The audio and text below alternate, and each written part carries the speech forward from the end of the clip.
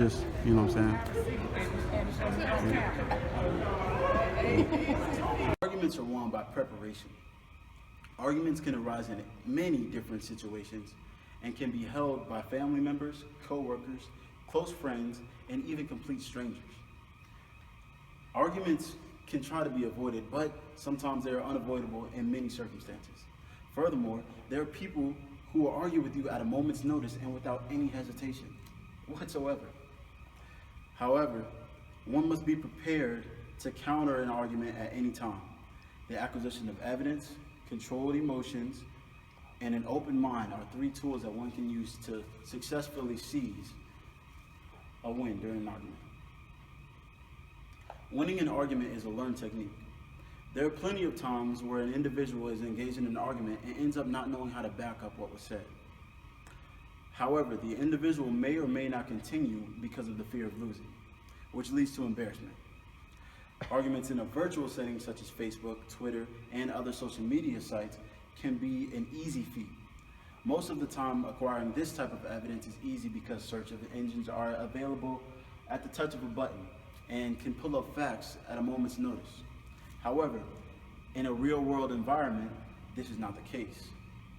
Gathering factual evidence can be harder because there isn't something that you can pull up at a moment's notice. One has to have prior knowledge of an argument if one has even the inkling of a chance to succeed in this argument.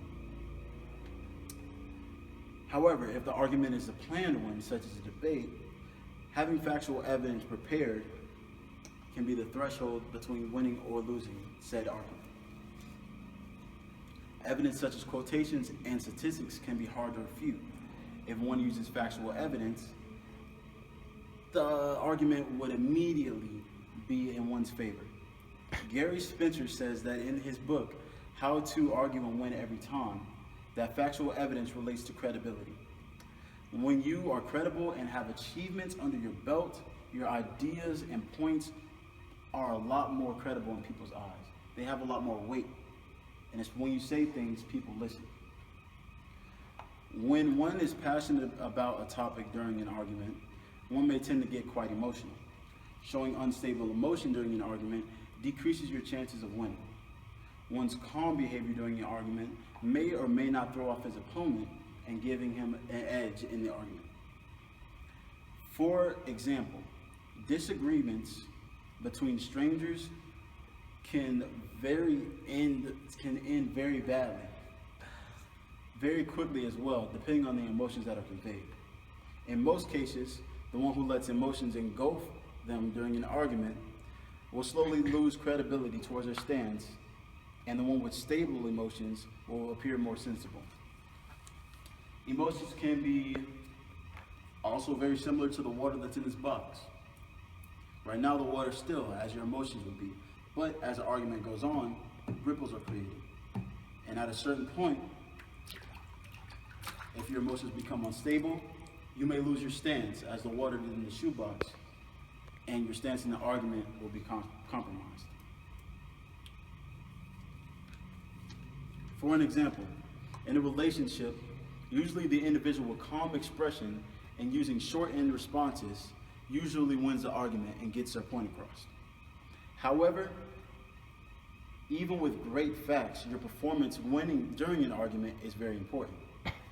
How to win an argument every time, anywhere also states that performance versus truth is a real concept. This means that although a person may have facts, a person with more passion and a heartfelt delivery may end up winning the bout.